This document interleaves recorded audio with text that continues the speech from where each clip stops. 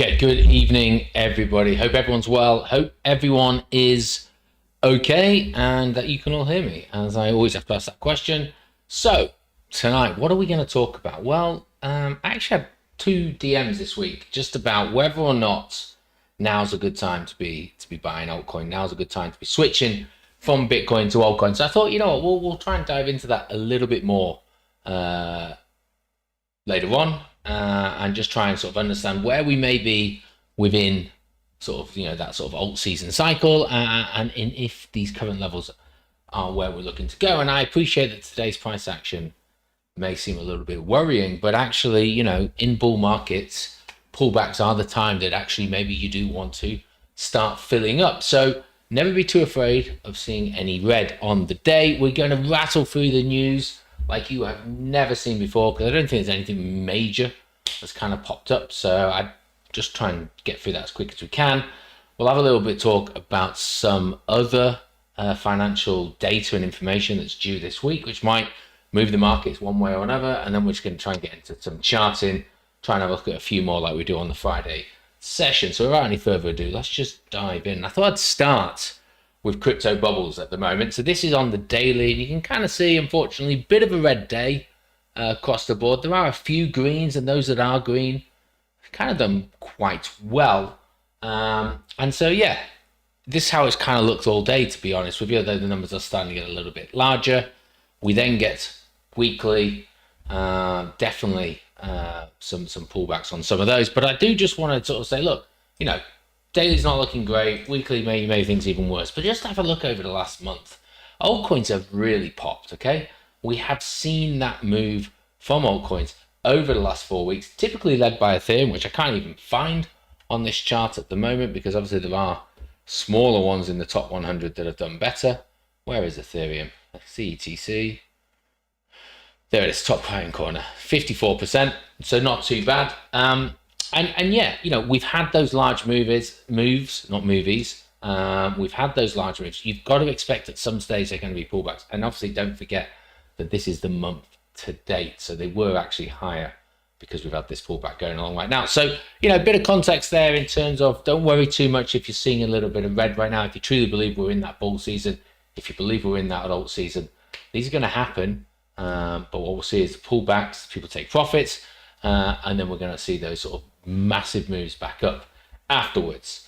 Moving on to sort of the next chart, which I'm not sure what is showing here, but anyway, we've got the Bitcoin chart on the 3-day time frame across the top. And to be honest with you, despite today's pullback, and I appreciate where the candle wicks are, just ignore those right now. For me, my main focus on Bitcoin is the 3-day close, which is due in about 5 hours.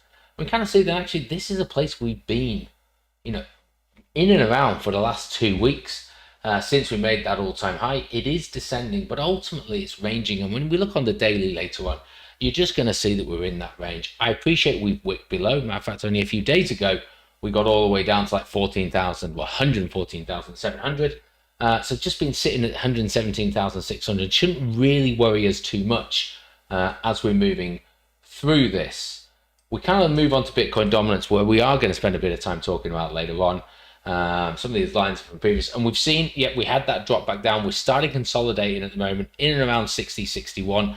We're running into this long, you can't see it, apologies. Let me just move my camera. So here we are. So yeah, consolidating around about the 60, 61% line. This long-term trend line, which goes all the way back to the start of the bull market, really, maybe giving us an indication of why we're hesitating in and around these levels. Doesn't mean that we can't punch through it, but just showing us some support as we go through. I don't think total market cap or total twos really giving us anything at the moment. We've had that move up, and similar to Bitcoin, we're just consolidating on it at the moment, and that's fine. Again, strong move from a 1 trillion to about 1.5 trillion. We want to see that consolidation just so we can kind of just take a breath ourselves for the next leg up. And unfortunately, these wicks, they're in the region of $100 billion. And let's not kid ourselves. We're talking about altcoins, $100 billion falling out of the market is going to be, some double-digit losses for the time being. But as I've said at the beginning, when we start to see that recommencement of the move upwards, we should see the money flow from that. The question is it new money or is it money continuing to flow out of Bitcoin? And that's what we're going to try and discuss. And then we've got BitSensor over in the corner, which again, we will go into a bit more detail. It hit this middle trend line, which I talked about on Friday. It's had that bit of that reaction within there. If you were to get rid of these, you could almost argue as well that actually there might be some form of trend line there that is kind of just running into. So this is a little bit more worrying for me, just because, you know, that's still a higher high. That's a higher high. So we're still making lower highs even after this move up. We're starting to roll over a little bit. What we don't want to see, obviously, is that return back down to the Gandalf line at 320. If we do, you know, it's a different kettle of fish where we are. We'll go into that in a bit more detail later on. I forgot to say, but if you've got any questions, obviously feel free to drop them in the chat. I didn't get any on the Google Sheet beforehand, so that gives me the freedom to just kind of rally through. So what has happened since we last spoke, even on Friday? Well, we found out that the US and the EU have a trade deal in and around about 15%. To be honest with you, the markets, I don't think really did that much with that news. I appreciate NASDAQ and the S&P continuing to make all-time highs. There is actually a lot of earnings reports coming out, which are pretty positive, which I would suggest is maybe causing the NASDAQ and the S&P to continue its climb rather than trade deals. As significant as they used to be, I think just the terms just kind of lost its strength right now, particularly then when you see that, you know what, US and China are nowhere near getting a trade deal because they're actually talking about maybe extending it for another 90 days. So I don't think the market really reacted from that one. If you think otherwise, fair enough. Crypto certainly didn't seem to care either way, not like it has done in previous announcements. And it's probably because people are expecting some sort of rug to be pulled out from us, and we're all going to end up with our dinner on our plates or whatever. So anyway, there we are with that. Just a couple of things with ETF announcements. So Truth Social's ETF application has been delayed, as too has the Solana Trust ETF. So that sort of hope that we had, I don't know, 4, 6, 8 weeks ago, that, you know what, we're getting some traction with how regulation is going, how the SEC are viewing ETFs. Still not feeling totally comfortable with the applications that have been set forward with some of these. And again, maybe that's just cooling institutional sentiment in and around not just Bitcoin, but altcoins as well. I think it's now somewhere, so I'm sure, so in October 10th, I think, yeah, that's what we're looking at now. Extended it to October 10th. So just need to consider where that is. But then I've started to see some other articles like this, which kind of caught my eye the last couple of days, and similar to what I talked about last week, actually, in terms of year up. The year up year for Bitcoin is 2026. I kind of felt like 2025 has been a bit of a year up, to be perfectly honest with you. I mean, we look at where 2025 started, and we were at 92k. You know, we were at 123 off at the low of, I don't know, 75,000. Still feels like a year. And so I kind of take these articles a bit of pinch of salt. It's just sort of, you know, one person's opinion, a bit like mine, I suppose, on where things are going, with nothing really backing that up. And then to throw it out there to say that the 4-year cycle is dead. Now, the 4-year cycle may well be proved to die. We are 5 months away from it, and we should have seen that bigger rotation into altcoins by now, which we haven't really done. And so there may be that suggestion that the 4-year cycle is coming to a close. We've got to really give it to the end of the year, and then we'll know. I mean, obviously, I would prefer 2026 to not be a bear market, but you know, that will have to be decided as and when we see it. Some of you may actually want 2026 to be a bear market, so you can get out, take stock, look for lows, re-enter, and fair play if that's your plan. And then, you know, things like parabolic bull markets and devastating bear markets are over. You know, so similar kind of story there. And for those of you around in 2020 and 2021, we had very similar sort of things. Like, this time it's different. We're not going to get a bear market. Bitcoin will never see sub 50,000 again. That was kind of the narrative of these articles that were coming out. They're just in there to entice people. Don't necessarily fall for them. You know, do your own research in and around some of these things, and make your judgment from that one. I'm not sure. I understand what they're trying to say in terms of it's institutionally driven and hostilely taken over now, and so those major swings are going to pattern out. And I get it that over time we have seen reducing returns in each cycle. So there's an argument to be said for that. But I still think bull markets will feel very good, as long as you position yourself in the right place at the right time. And bear markets are going to feel bad if you don't take action at the right time. So I'm not necessarily agreeing with this one, but I understand articles are out here to try and just excite people. Moving into our other charting at the moment, 12-hour time frame at the moment, you kind of get the picture of what I'm talking about from that first chart sort of Bitcoin.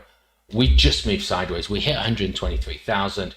Yes, we've dropped down to 114, but it's just classic sideways action. This is absolutely nothing to be worried about with where Bitcoin is going. We start losing some of these bigger levels, particularly 113,000, then yeah, maybe there's some cause for concern. And we've been here before. Matter of fact, we spent 8 weeks beforehand, pretty much from May to mid-July, in a similar kind of thing, up, down, but keeping that mean in around 104,000.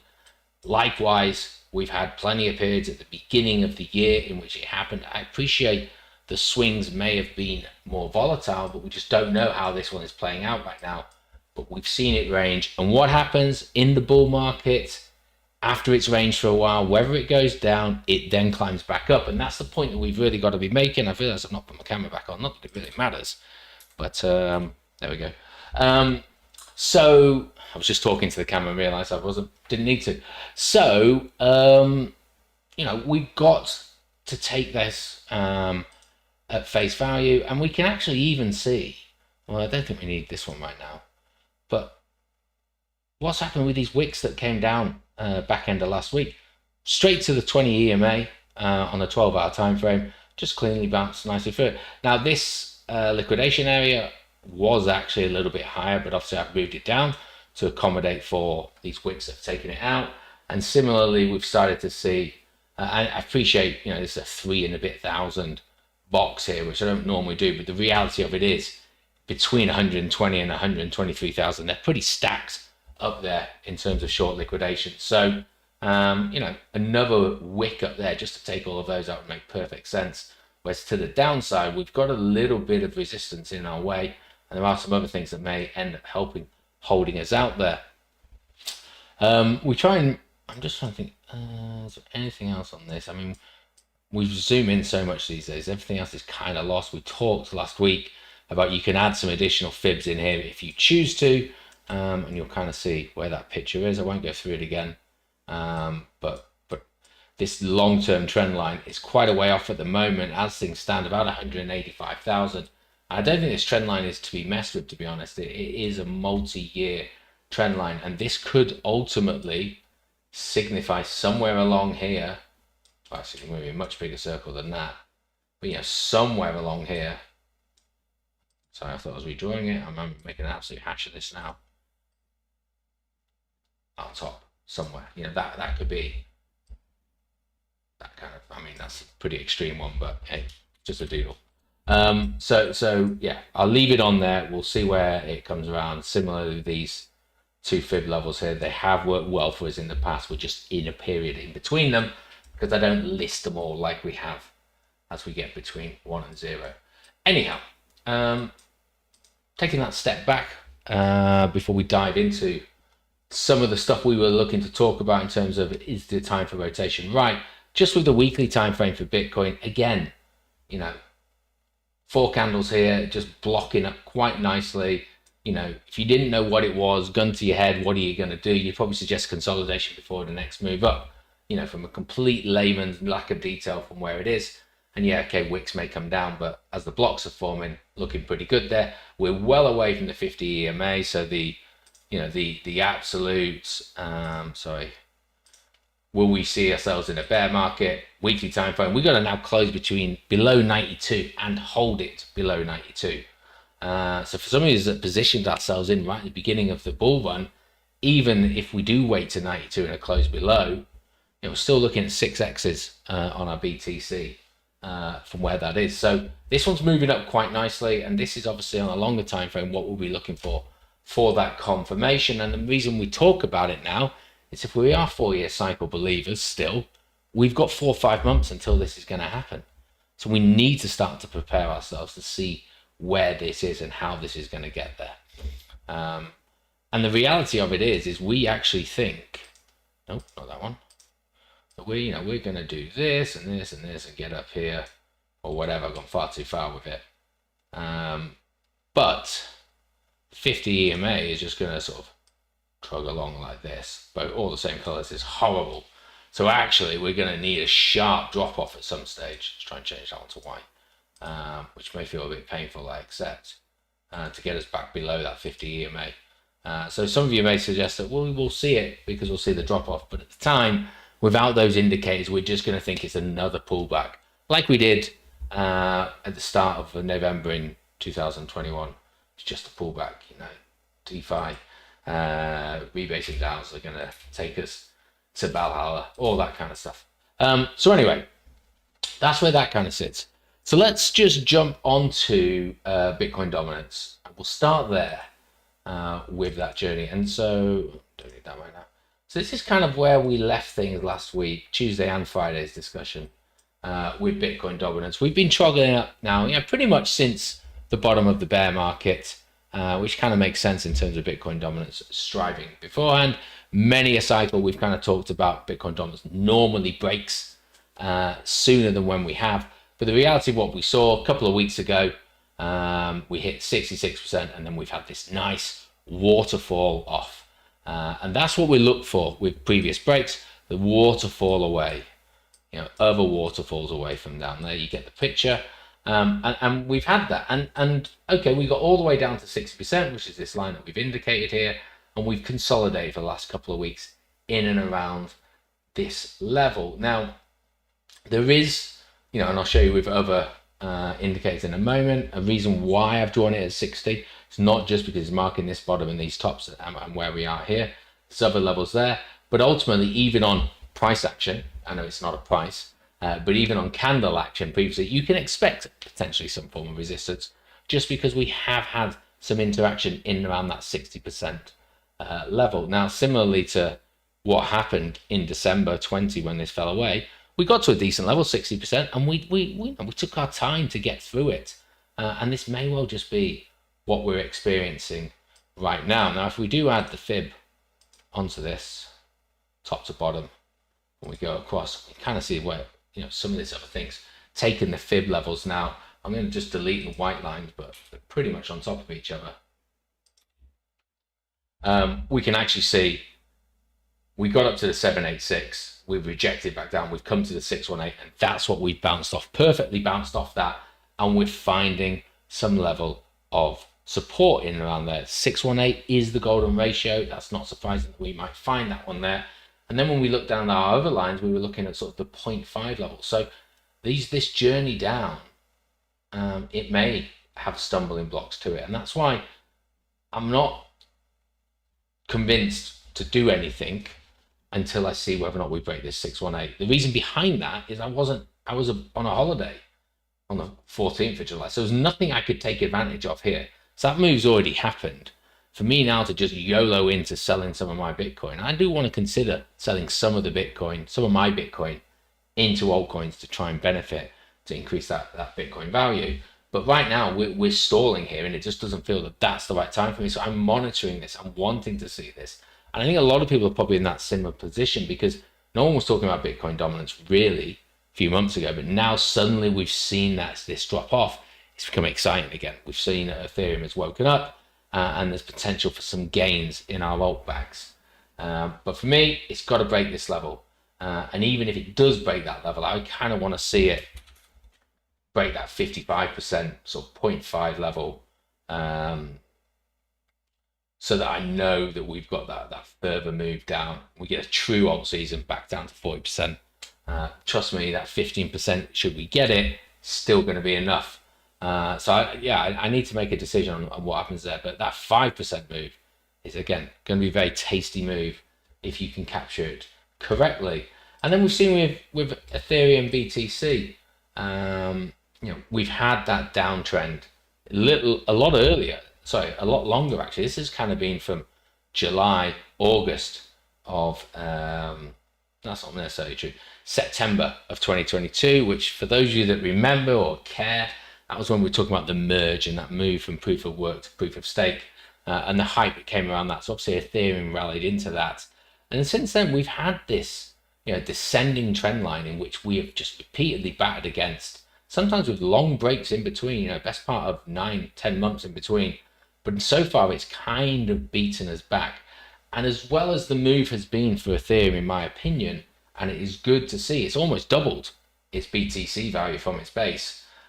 We haven't broken any trend at the moment. We haven't broken any higher low. I'm sorry, we haven't made any higher low and higher high and then into a higher low to get through that. And so there is just this very basic trend line which would suggest that we kind of, before we can get really excited about any sort of move, kind of want to see that break and understand what picture that does. I would argue that, I don't know, obviously these are in the wrong color, but these are lower highs as you go through. Would you consider this one a lower high? Let's be generous and say that it is. We still need to break this one, which at the moment is kind of riding right up where this trend line would be. So they kind of have some area of confluence there to try and take it through. Certainly something that I'd like to consider. Get rid of those. But again, if we go and throw a fib on this,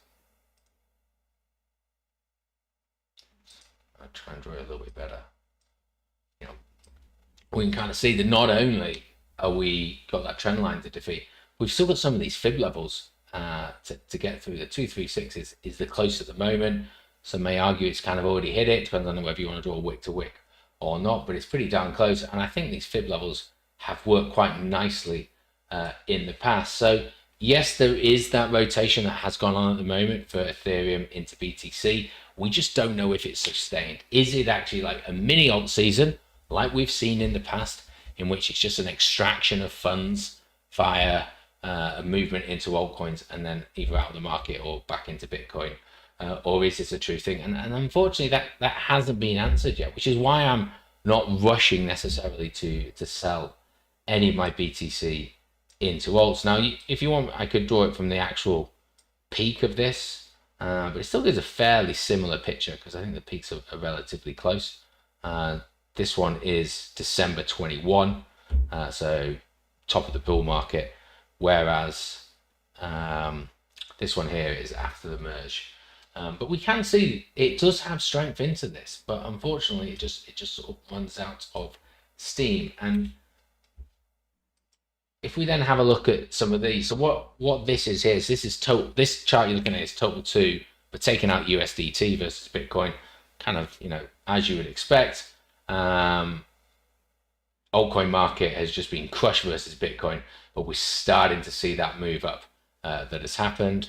We take this trend line here. We're kind of running, oops, that wasn't very well drawn. Kind of running into that at the moment. And again, previous interactions with that have all seen that sort of rejection.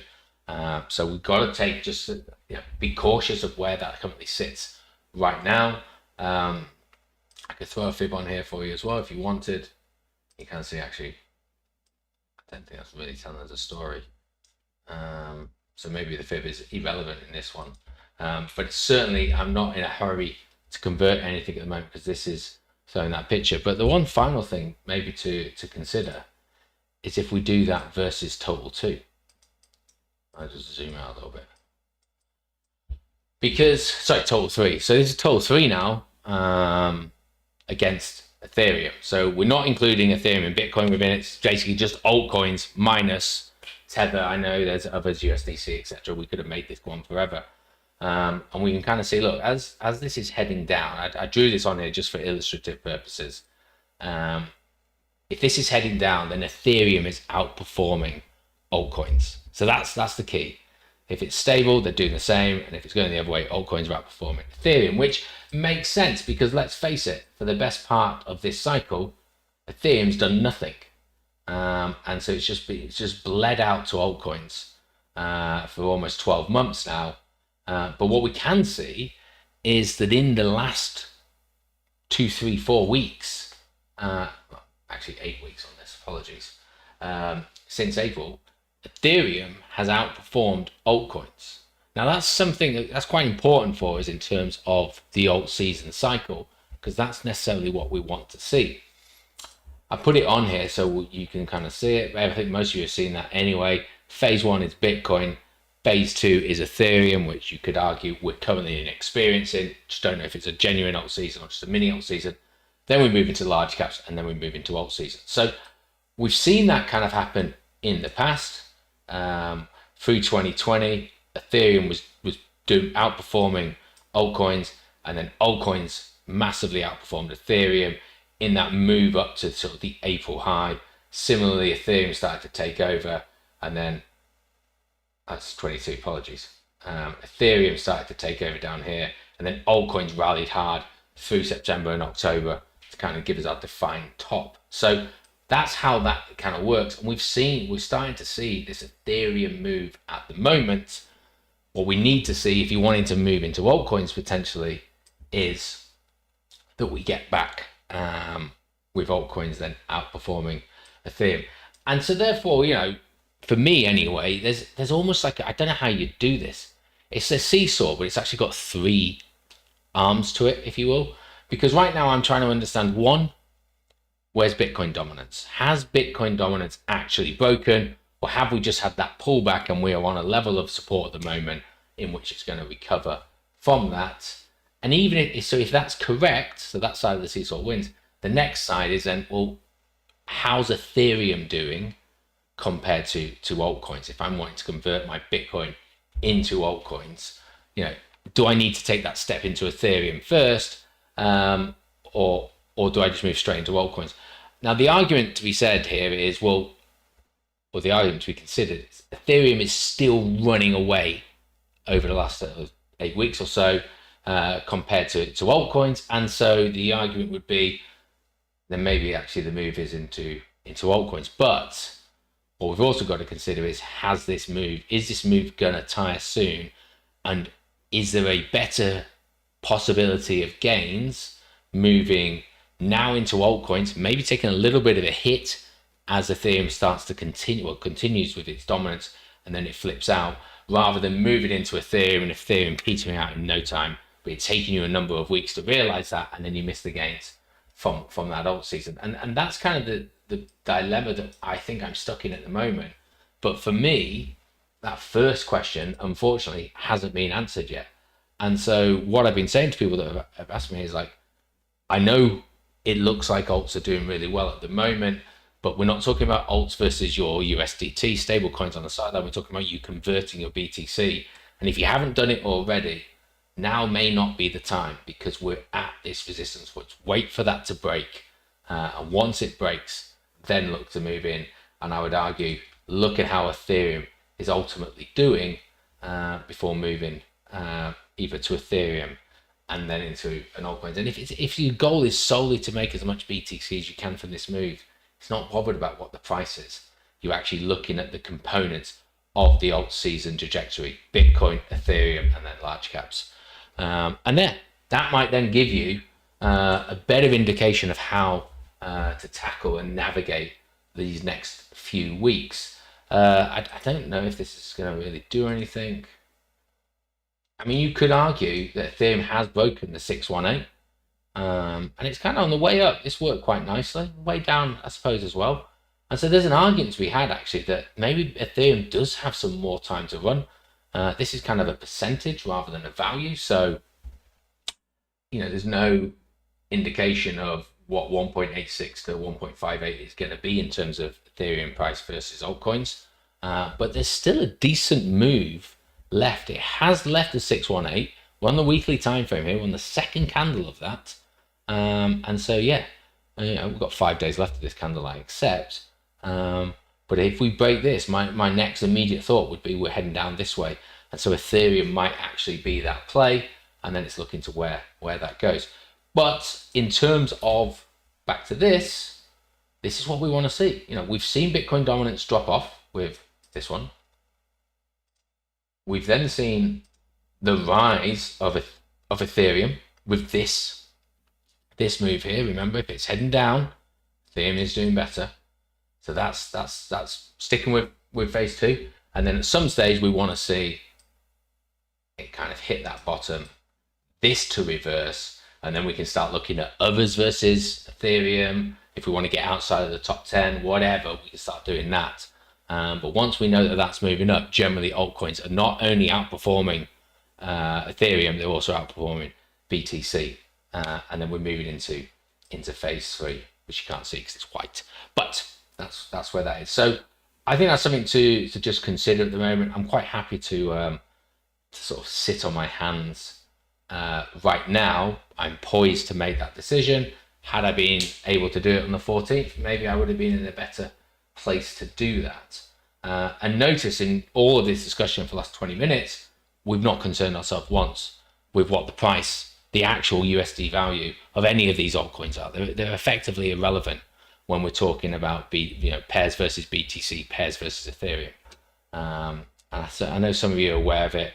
It can sometimes be a bit tricky to get your mind to think like that, but that is the reality of where it is. The other thing that I watched today, and I talked about this last week, and I couldn't remember who had the metric that showed sort of like retail rushing back in, and their video popped up today, and it's Ben Cohen into the cryptoverse. And I'm not really going to talk over this video. It's only 10 minutes long. Watch it. Just watch this video he put out today about whether or not retail has arrived. And ultimately, the spoiler alert from it, as we discussed last week, is retail haven't arrived yet.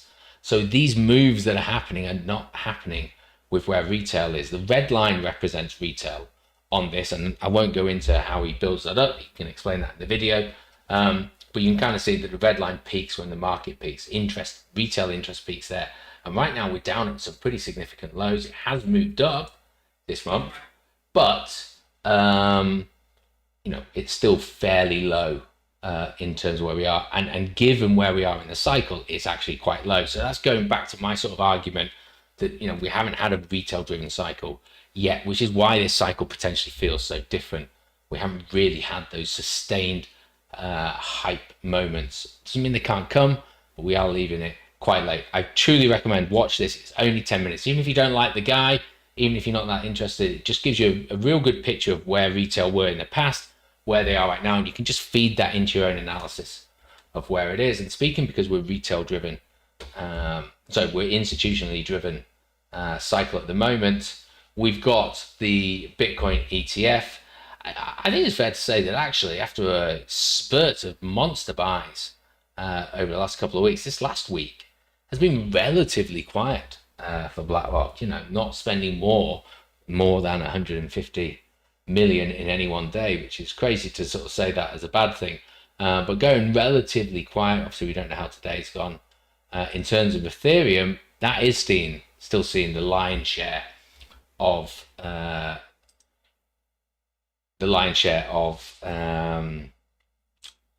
purchases. And I know it says down here that the total Ethereum for BlackRock is 9.4 billion. That's 9,400 million. I've seen a couple of articles say that actually it's crossed the 10 billion threshold, and it's done that inside of 2 years, making it the third fastest ETF in history of all types of ETFs to do that. So you think how slow a start Ethereum had. I've been berating it for months really, and then suddenly last 2-3 months, which hey ho makes sense with this now, Ethereum's ETF has absolutely skyrocketed. Third fastest ETFs across $10 billion in history across all sectors. So yeah, there does seem to be some very excited and renewed interest with that at the moment. Reece, I've seen your questions. I will get to them in a moment. And then just finally with sort of, data that's got to come out this week. So we had the JOLTS job openings, which was slightly lower than forecast. Fine. I don't think that's particularly too important. Tomorrow's a bit of a big day because we've got non-farm employment change, but we've also got the FOMC. Now, it will be a miracle if the FOMC figures changed. I think at the moment it's 97% chance it's going to be a rate freeze, 4.5%. So I don't think anyone's expecting anything different from that. Like normal, we might see a little bit of volatility in and around it. But what will be interesting is the press conference, because what it then means, I should have got this chart up, just bear with me, is we don't have the next FOMC meeting until mid-September. And then after that, we've only got a couple for the end of the year. And we've been talking about this dot plot in the past, and there's thoughts that we were going to have 2 rate cuts in 2025. Well, we're not going to get it this week. It's 98%. So we're not going to get it this week. We then got September, October. So we've got 3 FOMC meetings for potentially still 2 rate drops. So I think I think it'll be interesting to see what questions are asked of him and how the statement goes in terms of where his optimism lies for rate cuts going forward. At the moment, most people think that September we will see the first of those rate cuts coming in at 65%. I think that, just take that with a massive pinch of salt at the moment. Even tomorrow after the conference, press conference, pinch of salt. Wait till we get close to the time. But yeah, only 3 to go after tomorrow. Going back to some of the other things, obviously we've got some unemployment stuff that will also come out. I think that can help move the markets positively. Obviously, if we've got good unemployment rates, initially that's going to help positively move the market. It might make Powell's decision a little bit harder, and this is the sort of the corner he's backed himself in, that he's waiting for the data to lead the rate cuts. The data just keeps on coming out great at the moment, and really sort of helping him from not dropping the rate cuts, but getting that pressure from President Trump, etc., to try and drop those rate cuts. They are one of the highest across the world at the moment. But the one I want to talk about, and this is just tinfoil hat pie in the sky, don't say too much about it, is Thursday we've got the Japanese policy rate and the monetary policy statement. So they're going to have a look at whether or not they're going to raise or lower their interest rate. So I'm not going to go through it. We've talked about it plenty of times before, but that carry trade principle, Japan has typically a very low interest rate. People, convert into the Japanese or borrow money, convert into Japanese and buy American stocks and sort of just take the fact that actually they pay very little interest on those loans. And it used to be 0.25%. And then this time last year, they moved it up to another 0.25%, moved to 0.5%. And for those of you that remember, this is what happened. And we had this massive crash in the market. We went from 68,000 in Bitcoin down to 48,000. The rate cut announcement was on July the 31st. It ultimately, from that date, it was a 26% drop. From the rumors that they were going to raise it, which happened at the beginning of the week, it was a 30% drop. And it wasn't just Bitcoin that felt the force of that. We also saw that across the stock markets. Now, that doesn't mean to say there's any necessary indication that that rate cut is going to happen, or sorry, that rate increase is going to happen again. But just keep an eye out for it. Just get your Forex calendar up, and if that does go up, we may well see another unwinding of the carry trade across all markets, which will give us that flash crash. And this was the place to buy. Okay, of all of last year, this was pretty much the lowest it got. 48,000, and from 48, we just saw it up to 100k. Now, I'm not saying we're going back down to 48. I'm not even going to give a price target of where we may go. But if, and it is an if, we start to see that happen, carry trade unwinding, write it down, but then don't be afraid to buy. Don't be waiting too long either. And yeah, take it from there. So I think that's just something just to watch. If you have Forex Factory calendar, it's going to be on there regardless, as it's a red flagged incident. But definitely something to bear in mind there. Sorry, Reese, getting back to you. What happened to Virtuals? So underperforming for cutting-edge AI-based ecosystem coin. No? Is it? I thought Virtuals was flying at the moment. Reflying, should I say. Virtuals protocol. I mean, it's down to 25 cents not so long ago. So, yeah, I mean, look, back in April, 45 cents. Sorry, apologies. I know we got to $4 off the hype of it, but my opinion of Virtuals is it's like the meme coin platform for AI. So, you know, these AI agents, like you look at some of the ones that are on there, they're absolutely wild. And I'm sure they all pretend that they do a purpose, but ultimately they have as much value in my mind as meme coins. And so a platform that, you know, provides the opportunity to buy and sell those is gonna do well when there's some hype in and around it. So I think it's actually been a pretty good recovery from it. I get what you're saying. I suppose that even back at end of May, it was $2.30, but look at it from April, it has a fairly good climb. I just don't follow it enough to really know. We'll stick it on the charting a little bit later on and have a look there. Is it not cutting edge at all? I mean, as far as I'm aware, it's effectively like a DEX. You know, you could just see where things are and you can just buy them from it. What it actually does on top of that, I'm not necessarily too sure. Right, let's go into Bitcoin and the others. I'm sure most people want to see what's happening with Tau. So we've talked on this is the weekly. Go on to the daily for Bitcoin. We have just gone and lost the 10 EMA today, but the 20's there at 116.75, something to watch out for. I talked about it on Friday, talked about it on Tuesday, I've talked about it the Friday before that. These vector candles, I still think they could well be recovered. Obviously, this is climbing up each time. And so, you know, as I mentioned last time, this one may not get recovered now. And we may see it's just this green candle here, which takes it down to that 112,000 level. Wicking down, bouncing back up, not necessarily a problem, get within that range. I can see that happening. I will die on that hill. Oops. I want to get rid of my indicator, I won't. So yeah, you can all laugh at me if I'm wrong on that, but that just feels like where it's going to go. We go on to the lower time frames. We're on the 4 hour at the moment, and so what I talked about with both Bitcoin and Tau, which we'll look at in a moment, was that we were holding the 50 EMA last week. We have lost the 50 EMA now on the 4 hour time frame, and we are now sort of below that there. And so the concern really needs to be, are we going to, you know, continue back down? We've got, I mean, these vector candles kind of all got fully recovered except for this one. In theory, that wick, I just do my vector shadings for the body to the candle, but that wick there is still a level.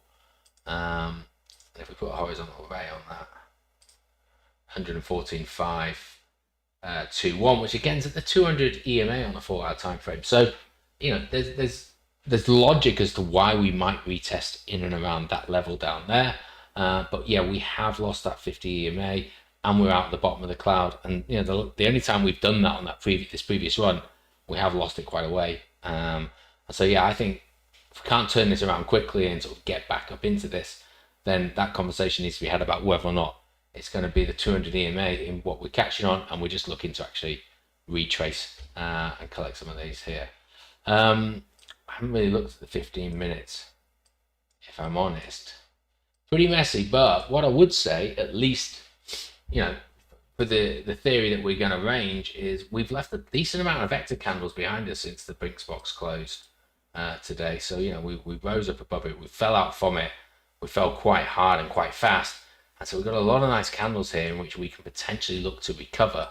It's just where's that turnaround point before we do that? But I hark on about this all the time. You go on those lower time frames, vector candles form all the time, but they rarely stay, particularly when you're in and around the body. So, you know, I think if you were just wanting to buy, set and forget, you get in here, you're going to recover these at some stage, and there's, you know, potentially $1,000 move to be had. It's just how low it goes before that happens. Let's go on to Tau. Most people want to talk about that. And so, yeah, I was talking in Discord about potential head and shoulders. And these two lines here are kind of representing where you want the neckline. I'll throw it on the 4 hour so you can see it a little bit better. And for those of you that didn't see it, it was just this. And then what the neckline was. We broke down through it, we've Kobo'd back into it, and we've fallen away. And this looks like it's kind of playing out now. If we're just going solely off the head and shoulders, and we'll talk about other indicators in a moment, we could reasonably say, well, how far could this end up going to the neckline? I've got to change this color from the neckline, maybe down as far as 360, just based off that. If you want to use the lower neckline, it's going to be, just do that and then do this. Maybe as low as 350. So, not a huge amount of difference between those two levels. But it does look like that has gone and played out. We'll just get rid of all this now, because when we put all the other indicators on, it's going to look a bit messy. We'll wake everything back up. And so on the 4-hour time frame, again, I talked about that holding that 50 EMA, which we managed to do. And then, this was a strong candle yesterday in which we lost it. So we have got a nice vector zone for us to come back into at some stage. We're continuing to lose it. And now we got that case where, the 10, the 20, and the 50, they're all pointing down. They're starting to fan out. And we've even lost 200. So there is a battleground to be had at the 800 EMA, which actually, when you look at it, just from a price point of view, it's where we had this little shoulder here on the way up. And so, maybe 375 is a point in which we can turn that around. But I'd argue if we don't keep that, then again, these vectors here are starting to look very good. And I don't typically want to always sound bearish. I'm just looking for opportunities in the market. And again, there's a potential short to be had there. Or for those of you that have had the courage to sidestep this move back down, looking for entries. This Gandalf line down at 315, I really thought it was going to break last time we were down there, and it didn't. So don't be greedy down here. If you've got out at 400 zone, you can get back in at 315, take it. Even if it goes down further afterwards, maybe there's another opportunity to get out. But don't feel that, it's got here, it may go further, because that's what I thought here, and it didn't necessarily happen. But if we now throw this fib on from this move up, which kind of there to the top, and we can kind of see we're about to head to this 0.5, which ties in with this sort of 800 EMA, and then the 618 is right at the top of this fib level, so which is 360, which is kind of the distance we were talking about. So I think that 360 level is maybe not too bad a level to look at. You just know it will happen whilst I'm asleep tonight. So for those of you in America or Asia, maybe you'll be lucky enough to catch it. On the 15-minute time frame, move down. So we've lost the support. We've moved down. We've corrected. We've continued this next move down. Wouldn't be surprised to see another form of correction. Maybe taking us that sort of 396, 394, sorry, 396, 400 kind of level. Before moving down. 15-minute time frame. Not always the best to just sort of have a look at how longer moves are going to be. But again, so Brinks box form, it just fell through. That would have been a great trade to make. But anyway, it is what it is on that one. I won't bother going through some of these other ones. I know most of you don't hold them, so it's not necessarily necessary. SPNX is doing well. For those of you that did hold it, we've been talking about couple and handles and all sorts. It's broken up, pullback, and I think I will just stay on the daily for a lot of these, just to sort of say, look, that original chart that I showed back at the beginning of the crypto bubbles, across the month, a lot of them were 40% and higher gains over the last 4 weeks. It's only natural we're going to see some pullbacks, and a lot of them are away from key EMAs, fib levels, previous price levels. Natural we're going to see some pullbacks. I think I would expect to retest the 50 EMA from SPX at some stage. It's also the top of this cup and handle, so with Kobo from, you could argue that this was a retest, so maybe it's already done it, and now we're just looking for these. But I don't think it's unlikely to get there. This was near we did, so we had that double bottom, and look, we didn't quite get to that level. That's what we wanted to do to break it. But look what did happen. Daily time frame, 200 EMA. We've just careered into it. We've retested it twice, kind of looking like a little bit of a double top there, and potentially sort of moving back down. But there's certainly that move. Well, it's almost on its way now to the 50 EMA. And if you wanted to just do this and this, 618 at 226, maybe it falls that far as well. I mean, a lot of the times it's kind of come up here, it's then ended up falling away, which again, going back to the altcoin chart versus Ethereum, we can kind of see that we are still falling away versus some of these other ones. Link was another one that moved nicely away. Look, we were talking about this last week. Too far away from the EMAs. It came back on the 50. We're now retesting against the 20. Doesn't hold there. $16 for me for Link.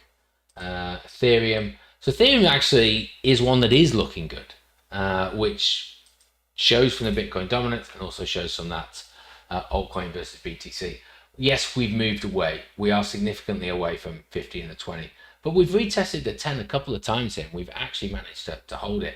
And so far, even today's drop has just been a bit of a retest onto that 10 EMA. So, okay, worst case scenario, it does retest back down, which, you know, maybe we expect down to the 50. Still above 3,000 there.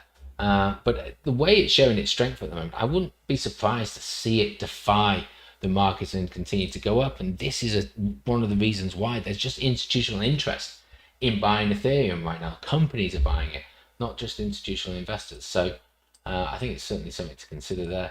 Solana had that move up to 200. Unfortunately, it couldn't hold it. Looking maybe to retest what we do on Friday, maybe coming back down to that 160 level. I think that's a definite possibility.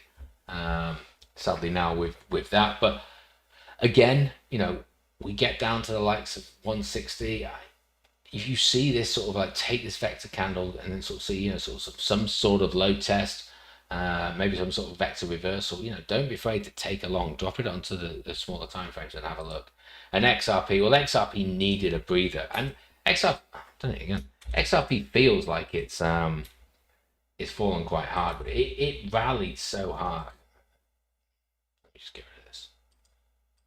It rallied so hard, harder than any of the other ones, into its all-time high, having that pullback. It's only down to the 20 EMA, still above $3 at the moment, which is nothing compared to, it was $2 end of June.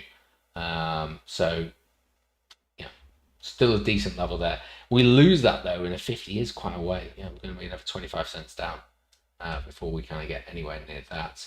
There's a couple of other ones. Someone asked me to look at BeamX, but I didn't know which Beam it was last time. So this is BeamX. So it's the chart I was using before. Ignore this. This was obviously, we must have talked about this back in 2024. We can kind of see on the weekly time frame. There was a potential for a double bottom on this weekly time frame. Can't remember who asked for this, but it's kind of just rejected off that, and maybe now we get some sort of triple bottom, inverted head and shoulders. But it kind of feels at the moment the movement is back down to here, at least showing from this one.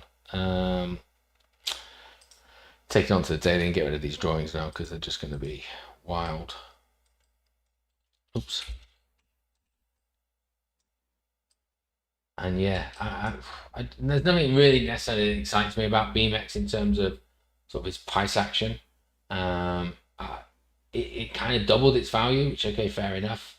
But if you've held on to it for a while, it's bled out a long way in that, and we're just in this range. You need to see it break 1 cent really and climb above it.